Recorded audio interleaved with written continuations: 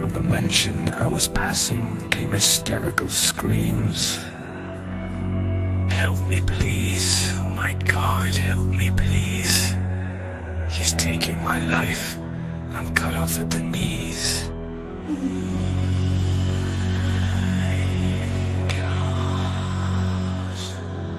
Normally cautious, I ran right up the lawn, then to the front door to see what's gone on. I pushed on the door and it swung open wide. The place was so dark I could not see inside.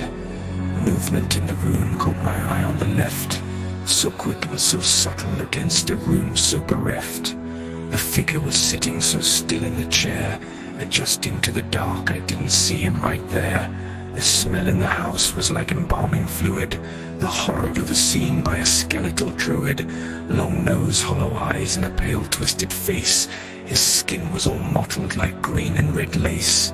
He stood up from the chair as a caricature of thin. He wore a long coat that concealed what's within. Is it guts and bones or a belly of stitches? If death was a commodity, he was smothered in riches. His slaughterhouse was full from wall to wall. Victims and body parts, he'd slain them all.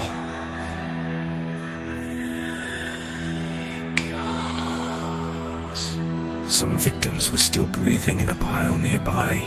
Some were more lucky and had been able to die. What do you want? He asked in a voice so low. I said nothing right now, but permission to go.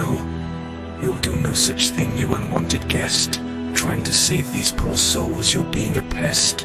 I turned on my heel and started to run. Thought better of it, turned and pulled out my gun. What on earth is that? He asked with a growl. I unloaded a clip and he started to howl. What have you done? He demanded to know. I unloaded a second clip and finished the show. He danced on my bullets, flying apart at the seams, his greenish-brown blood running out in great streams. As the last of the smoke left the holes in his head, he said with a gasp, "At last I am dead."